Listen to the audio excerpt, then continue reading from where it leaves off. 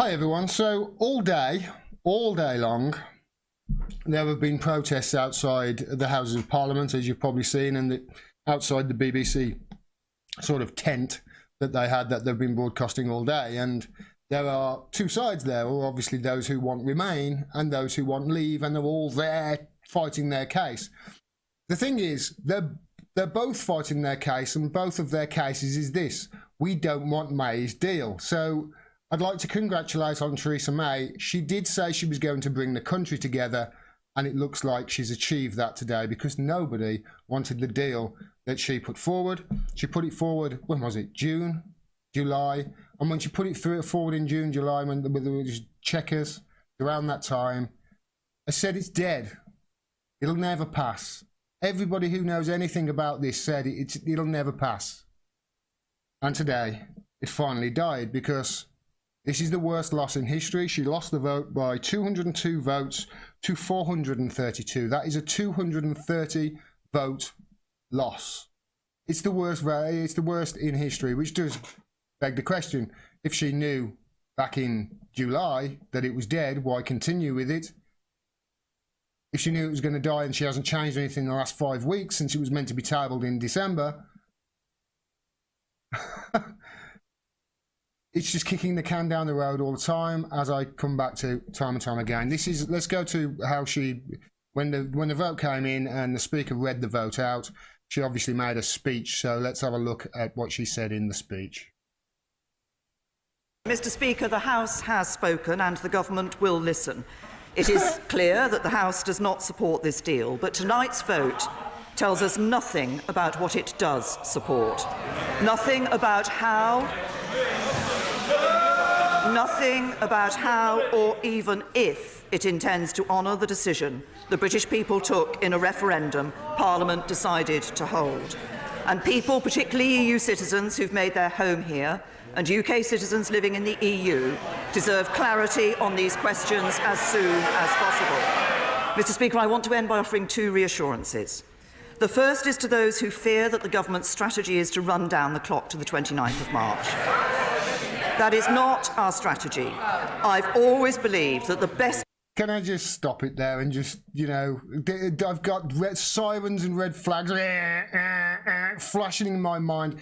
Come on, that's exactly what you're doing. And that's why she's having to address it, because everybody knows it's what she's doing.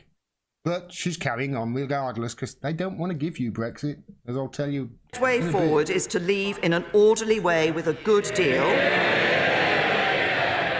and have devoted much of the last 2 years negotiating such a deal.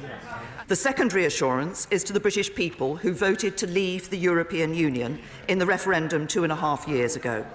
I became Prime Minister immediately after that referendum. I believe it's my duty to deliver on their instruction, and I intend to do so.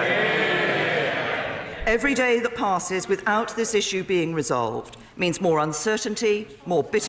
Every day that passes without this being resolved is another day that I cling on to power as Prime Minister, and that's what I intend to do, and that's what my mandate is. And more rancour. The Government has heard what the House has said tonight, but I ask members on all sides of the House to listen to the British people who want this issue settled, and to work with the Government to do just that. Okay, well done Channel 4 for piecing that together. It saved me a job. Well done.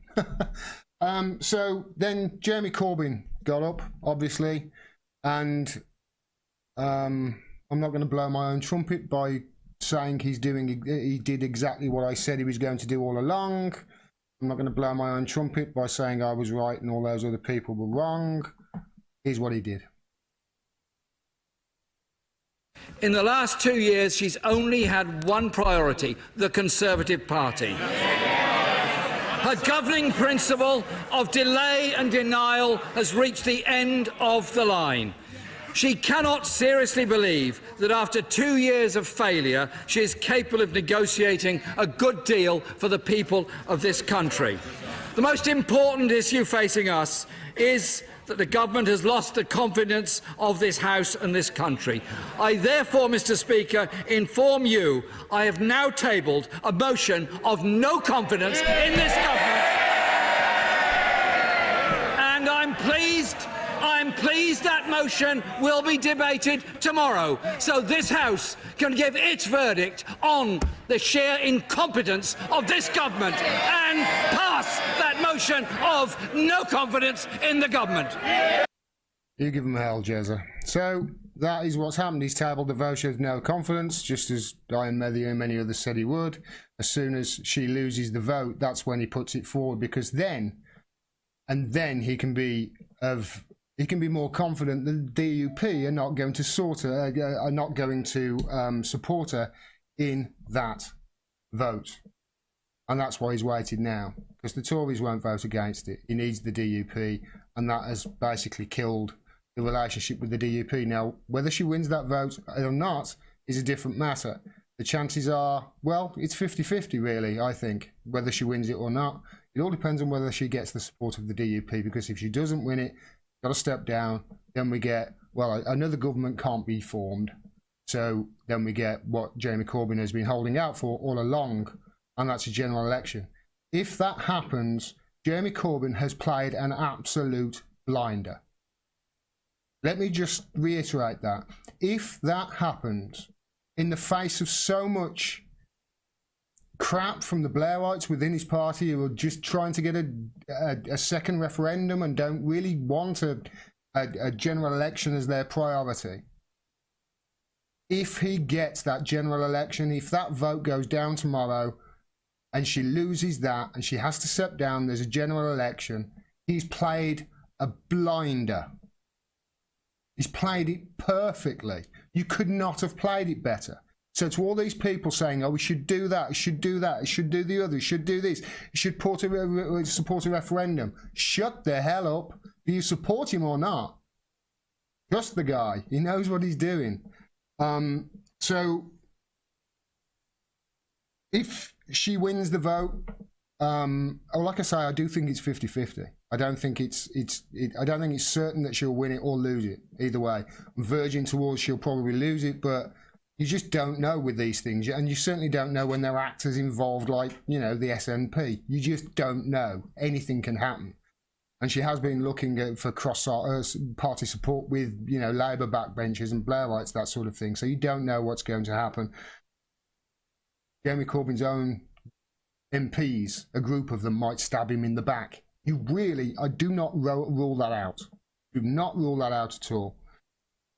So Theresa May there said it wasn't her strategy to delay Brexit. That's exactly what her strategy is. And let me explain. She has kicked the can down the road constantly now for 2.5 years. She said that now she will win the vote of no confidence, and if she wins it, then she's going to look for cross-party support. That's exactly what she should have done 2.5 years ago. Exactly what she should have done 2.5 years ago, when it became apparent that it was going. But no, she decided to go the other way, call a needless election to try and increase her majority so she could ram a disgusting deal like this through, and lost her majority. It backfired on her. And ever since, she's been a sitting duck. She was never going to run in another election or anything like that. The Tories would not let her. So she's been a sitting duck ever since. And it's just been a case of her mandate, I think, is to be kick the can down the road as far as possible. Why? Because they don't want to give you Brexit. They don't want to give you Brexit. Under any circumstances, they don't want to give you Brexit. Why? It's really quite simple, and it's the same thing I have been saying forever, I think, ever since I started this channel. Other people who look at this in independent media can see it as well, but they're not talking about this on mainstream media because they can't even bring the subject up. You know, the subject is brought up on Star Trek, and that segment of Star Trek is cut over here. And of course, that means if you give the people of Brexit close to what they voted for, then that is a very real risk of the breakup of the integrity of the United Kingdom. They don't want to give you Brexit because of that. And this is why she's trying to wrap everything up in bureaucratic red tape and push it down the road, because she knows as soon as you get a decision on Brexit, then, hey, that is possibly going to lead to the breakup of the integrity of the United Kingdom. And that's why they don't want to give it you. And this is also why, think about it. If you don't agree with me, think about it. Why, oh why, have they made the closest, they've made the closest thing, the closest option available to what the people voted for in 2016, absolutely toxic. And that's what they call a no-deal Brexit. I've been calling it a no-deal Brexit. You know what? I'm stopping. Right now, I'm stopping calling it a no-deal Brexit. Because actually what it is a Brexit under WTO rules. That's what it is. And that's what I'm going to call it now. And that's the closest thing to what people voted for in 2016. It's designed that way to make it toxic so they can fearmonger people into having a second referendum and not leaving the EU. I can't say any clearer than this. They do not want to give you Brexit. And there's a reason why I have been reporting so much on Yellow Vest protests and been so interested in it, and that's because the people know it.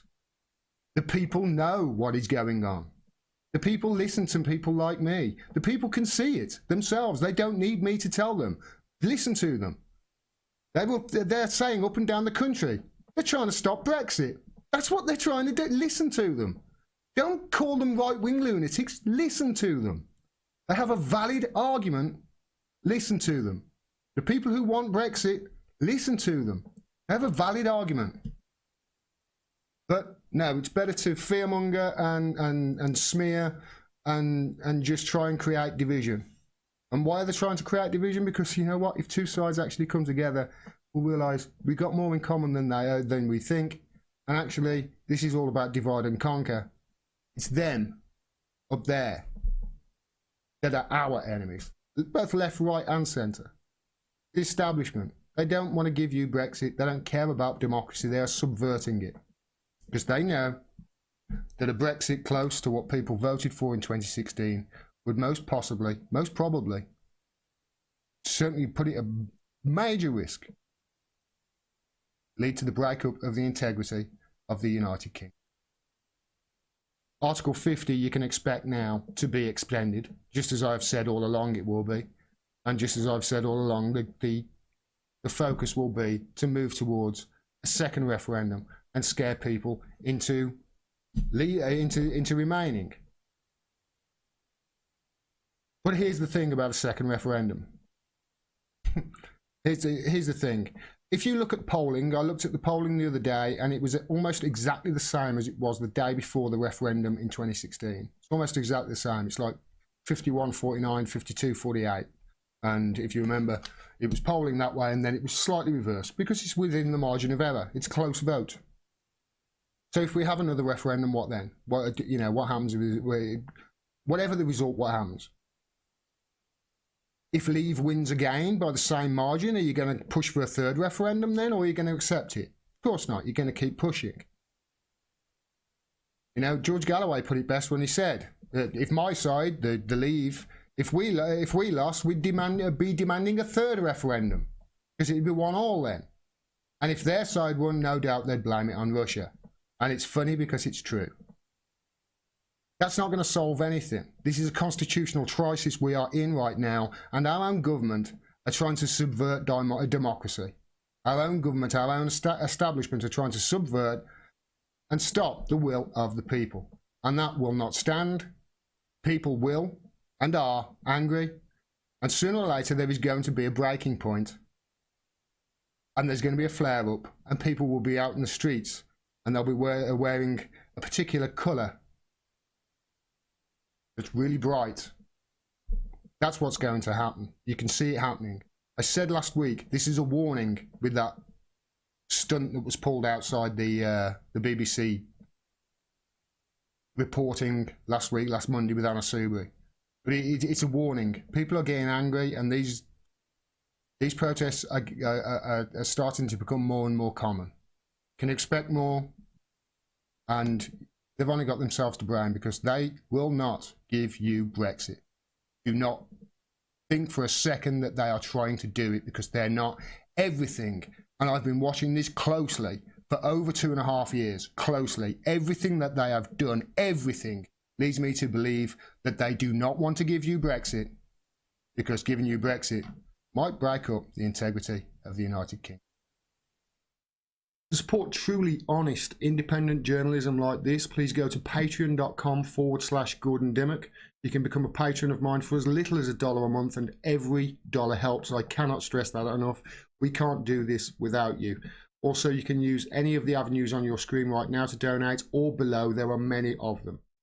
Please make sure you're subscribed. They unsubscribe people every day, so please make sure you are, and click that bell as well so you get a notification of when I drop further videos. Thanks very much for your support. Until next time, peace and take care.